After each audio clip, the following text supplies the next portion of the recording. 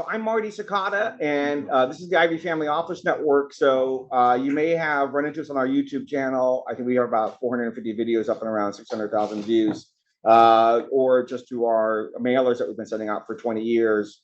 So we maintain a database of about 15 million people and about 1.5 million people in finance and about 100,000 people related to the family office space. So I was talking to somebody on the phone the other day, and they were saying, well, how big is the family office space? I said, well, when we started doing this, there was about 5,000 family offices in the US, and now they estimate there's around 20,000. So, and probably worldwide, it's a much bigger number because there's been growth, at least nominal growth in wealth, right? So, so just some quick remarks. We've started in the early 2000s, and we've run around 400 events for family offices and around 200 dinner parties. So I like to say that I've taken out more than 6,000 people to dinner. So it's been a lot of fun and great food. And conversation has been phenomenal.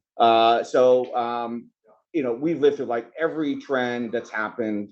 There's not really a lot that's new in the world of investing, just different tranches as far as I can tell. We were big into hedge funds pre-2008.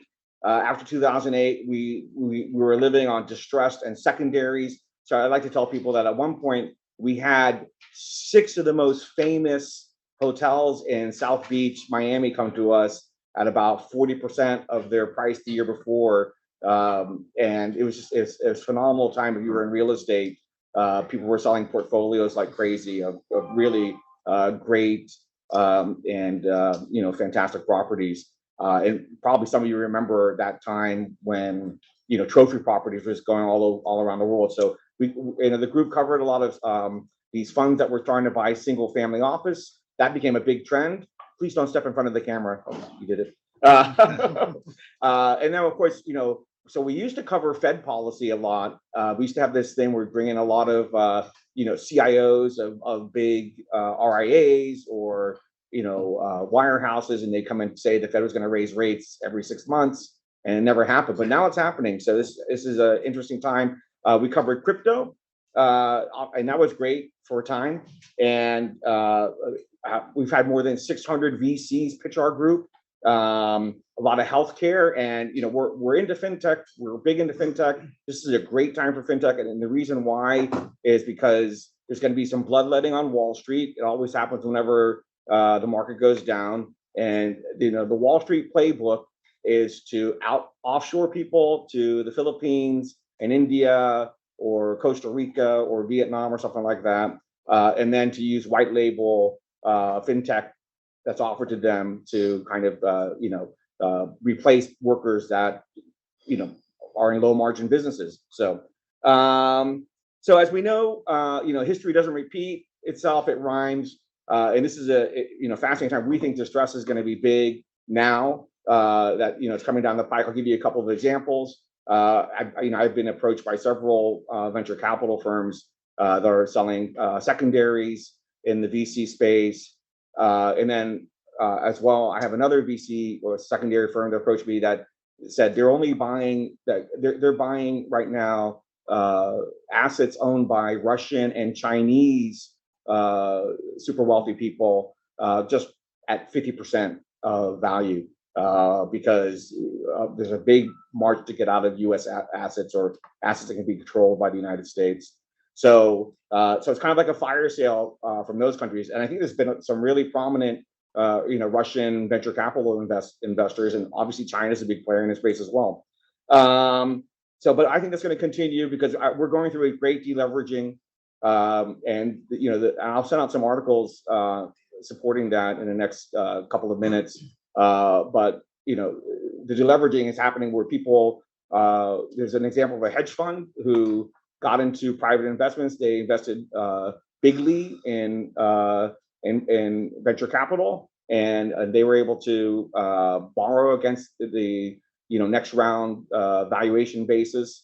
So they doubled down on their investing in venture capital. And as we know, there's a great reset in pricing in VC that's going on right now. And so that hedge fund, I think, is crashed among many others. I've been told about 70% of crypto hedge funds are crashing and probably will be out of business in the next 12 months. There's a I'm not gonna say it's a great podcast, but there's a pretty good podcast called All In, and it's like four guys who have been very successful in Silicon Valley, and they were saying something that they expect venture capital pullback by about 75% in the next 2 to 3 years in investing. And that's not necessarily valuations, but when VC pulls back, the valuations come down as well. So that's really interesting. And so before we go any further, I wanted to get Peter Thurlow from Polsinelli to talk. They're hosting us today. Polsinelli we've worked with for many years, actually. I think we started doing events with them in 2012, 2013 in their Dallas and Austin, Texas offices. Great guys, but they've grown dramatically since then. So Peter, why don't you talk about Polsinelli? Tell us what you do. Sure. And then tell us about the overall practice, the growth, et cetera. Great. Well, for those of you in New York, welcome. We have a beautiful day. For those of you on Zoom, you are missing a beautiful view here in Midtown Manhattan. We're on 40th and 3rd, and a few clouds in the sky, but it is utterly beautiful, and it's great to see this, and nice to have everyone here today. As Marty said, we've been friends for a number of years, and just really happy to host the meeting today. Polsinelli, I've been with for the last 6 years. We've grown significantly, as Marty said. When I joined the New York office 6 years ago, we had 14 attorneys, and now we're up to 62. We have 21 offices nationwide, about 950 attorneys. I am in the, you're going to hear me talk a lot about family offices today and venture, but I'm actually a senior partner in the intellectual property and patent group, and I've done a lot on that side that I'll come back to. We have 175 people in the group, patent agents, attorneys. We do everything from litigation, licensing, getting patents in the U.S. Patent Office and around the world. And just to give you 2 examples, you may have read about in the Wall Street Journal. If you look at what's going on with the NIH and Moderna, with the vaccines, there's a big litigation, lots of issues on just who owns that vaccine technology, not just for today, but for going forward. That's a multi-billion-dollar issue. Also, if you're into books and you like Walter Isaacson, he wrote the book, The Code Breaker, with Dr. Jennifer Doudna, who got the Nobel Prize in chemistry. She developed with a team CRISPR technology, gene editing technology, and that technology is going to be the basis for significant inventions in the future. And there's lots of billion-dollar litigations in that area. So the IP, the work, I've done a lot of work with the Patent Office, with Congress. Marty mentioned China a few times, probably read about significant concerns with technology theft, not only from China, but from other countries. So we'll work on those issues. And these are, more recently, I'll talk more about it later, but I was in the military, so now we're working with DARPA a lot, just on protecting innovations and building companies. And you probably know about what's going on in Ohio with building chip factories and so on in Ohio, and trying to make more things in the United States. So it's a major focus of DARPA and the US government. So, so those are some of the main highlights. Marty mentioned crypto. We have a fintech group that Marty knows well, Stephen Rutenberg and others. It's not my background, but I get involved in a lot of things. So the chairman, Sam, I guess from FTX, he's speaking at an event for Harvard in a few weeks. So interested in what he has to say.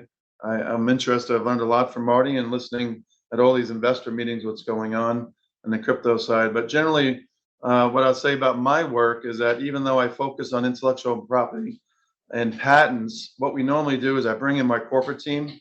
We set up an LLC or a C Corp in Delaware.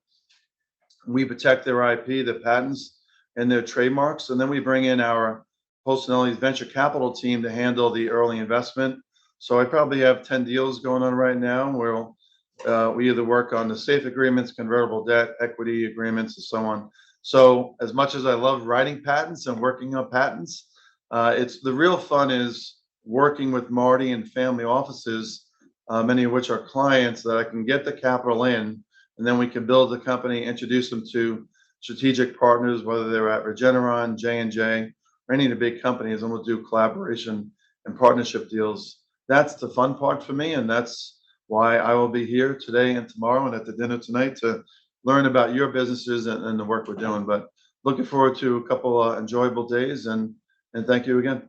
Can you talk about how big Polsinelli is, like how many attorneys, and it's a full service law Yeah, firm? it's a full service law firm, call it general practice. And that is something I enjoy. We have a full service litigation group, full service, probably best known for healthcare. For those of you in the healthcare space, we have an FDA group, but we're growing. Again, when I joined 6 years ago, we probably had 600 attorneys. Now we're at 950 attorneys in 21 US offices. The nice thing is that our main office is in Kansas City. So, attorneys can be expensive. I've heard that.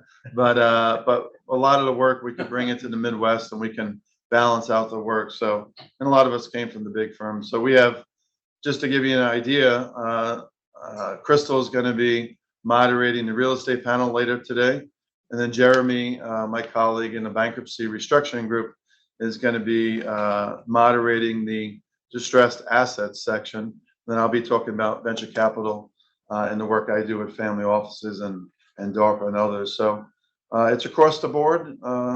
And I've never had an issue where I haven't had an attorney that was been able to work on it. And in the last 6 months, we're doing more positioning companies for IPOs, and we have outside groups that we're working with on that. So very exciting times, and look forward to hearing about what everyone else is working on. Great. So Polsinelli's in 21 cities. They've got 950 attorneys, and Peter's a great conduit into the firm. So if you have questions, talk to Peter. So again, just getting some historical perspective, what we know from 2008 is that for 3 years, it was really a great time to be investing in distressed and secondaries. And a lot of times family offices kind of filled the gap for a lot of people who are looking for financing. And we anticipate that's going to happen again in this cycle. And the rationale is that, pricing will go down. A great example of what happened was that the online peer-to-peer lending took off in 2008, 2009, because it was kind of a guaranteed return for family offices. So family offices really kind of filled that gap and grew that business for many people. And then, of course, the returns were 10%, 11%.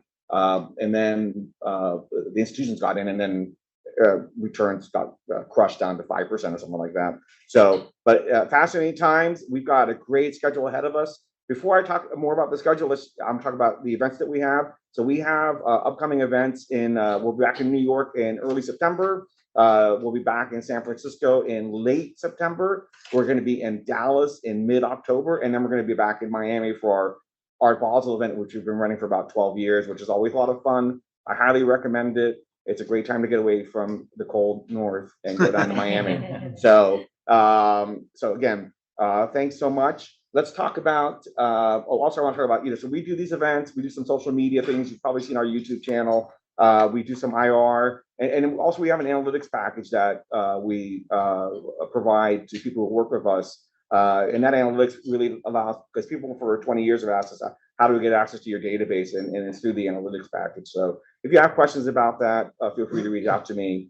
We can really facilitate your learning more and pinpointing people that you want to talk to in the investing space. So we've got really fantastic speakers today and tomorrow. We're going to cover a lot of topics from manager selection to distressed investing to real estate. And then we've got a fantastic panel, some fantastic panels tomorrow on fintech and on ESG. We're also going to talk about the great crypto cataclysm, because people are deleveraging out of crypto. And if any of you knew the philosophy of crypto, it was to be a hodler and to double down and borrow money to buy more crypto. That's not really a good strategy. I used to work at a casino. A lot of people do that in the casino business. Doesn't work there either. And also we have some, really fantastic and insightful managers speaking today. I'm going to send out an announcement in the next hour or so about